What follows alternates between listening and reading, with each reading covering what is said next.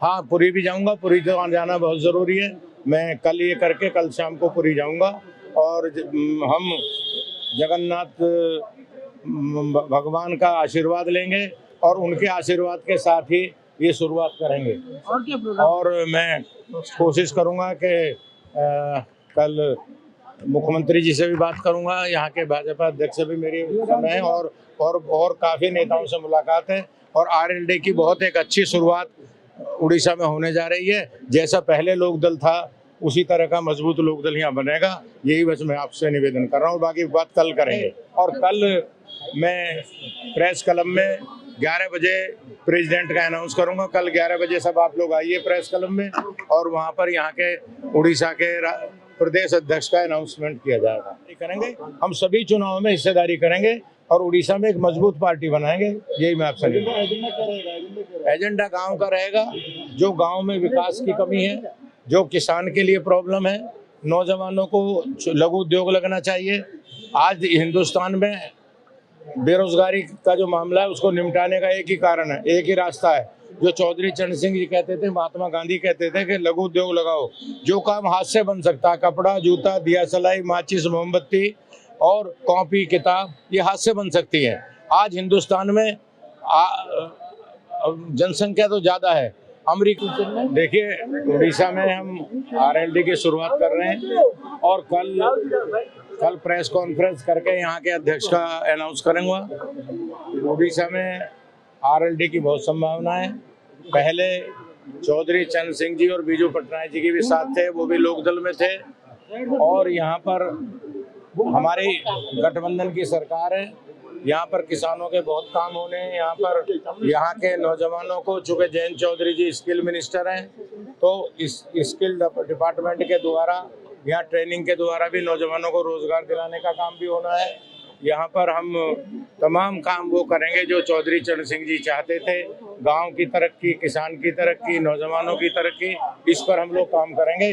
और कल मैं प्रेस क्लब में 11 बजे प्रेसिडेंट का अनाउंस करूंगा। कल 11 बजे सब आप लोग आइए प्रेस क्लब में और वहाँ पर यहाँ के उड़ीसा के प्रदेश अध्यक्ष का अनाउंसमेंट किया जाएगा।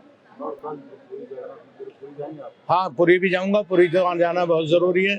मैं कल ये करके कल शाम को पुरी जाऊंगा और हम जगन्नाथ भगवान का आशीर्वाद लेंगे और उनके आशीर्वाद के साथ ही ये शुरुआत करेंगे। और क्या प्रोग्राम? और मैं कोशिश करूंगा कि कल मुख्यमंत्री जी से भी बात करूंगा, यहाँ के भाजपा अध्यक्ष से भी मेरी समय है और काफ़ी नेताओं से मुलाकात है और RLD की बहुत एक अच्छी शुरुआत उड़ीसा में होने जा रही है। जैसा पहले लोकदल था उसी तरह का मजबूत लोकदल यहाँ बनेगा। यही बस मैं आपसे निवेदन कर रहा हूँ, बाकी बात कल करेंगे। रथ यात्रा का जो विभ्राट हुआ है इसके बारे में क्या बोलेंगे? रथ यात्रा का जो विभ्राट हुआ है इसके बारे में क्या बोलेंगे? क्या हुआ मालूम नहीं। अरे रथ यात्रा पहली बार ऐसा हुआ कि नहीं। अब रथ यात्रा का मामला तो वो जाने, वो तो धार्मिक मामला है। ये तो भगवान का ही आखिर मैं तो इसमें कुछ नहीं कहूँगा। सर, उड़ीसा में जो पॉलिटिकल सिनेरियो अभी है, हाँ, तो आपकी नेक्स्ट अब जो इलेक्शन आ रहा है, हाँ, इसके लिए आपका एजेंडा क्या है? नहीं, हम चुनाव लड़ेंगे। हमारी पार्टी यहाँ उड़ीसा में चुनाव लड़ेगी और उसी की तैयारी के लिए तो लोक दल बना रहे हैं। राजनीतिक दल चुनाव के लिए होते हैं, चुनाव लड़कर सरकार बनाने के लिए होते हैं। हम कोई साधु समाज के मेंबर थोड़ी हैं। हम लोग तो राजनीतिक दल हैं और राजनीतिक दल चुनाव लड़ता है और चुनाव लड़ने के बाद सरकार बनाने में और लोगों की भलाई करने का काम करता है। सर, 2 साल बाद पंचायत का इलेक्शन है। पंचायत का इलेक्शन में उसमें भी हम हिस्सेदारी करेंगे। हम सभी चुनावों में हिस्सेदारी करेंगे और उड़ीसा में एक मजबूत पार्टी बनाएंगे। यही मैं आपसे एजेंडा गांव का रहेगा।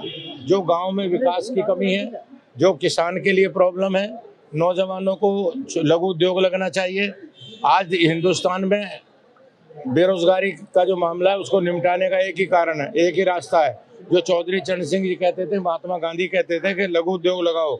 जो काम हाथ से बन सकता है, कपड़ा, जूता, दिया सलाई, माचिस, मोमबत्ती और कॉपी किताब, ये हाथ से बन सकती है। आज हिंदुस्तान में जनसंख्या तो ज़्यादा है। अमेरिका का हम मुकाबला करते हैं। अमेरिका में काम ज़्यादा है, आबादी कम है। हम अमेरिका से 5 गुना ज़्यादा आबादी है हमारी, क्षेत्रफल उनसे 4 गुना कम है। इसलिए हमें हाथ का काम ज़्यादा बढ़ाना होगा और स्मॉल स्केल इंडस्ट्री को ज़्यादा आगे बढ़ाकर हमको नौजवानों को काम देना होगा। और जब नौजवानों के पास काम होगा तभी अपराध रुकेंगे। बेरोजगारी अपराध को खत्म करती है, बेरोजगारी की जड़ से अपराध निकलता है। अगर अपराध को खत्म करना है तो उड़ीसा के नौजवानों को काम देना होगा। यही मैं बात कहकर अपने बात करूँगा। शिक्षा को लेकर आपका क्या है उसके बारे में क्या बोलेंगे? एजुकेशन को लेकर क्या है?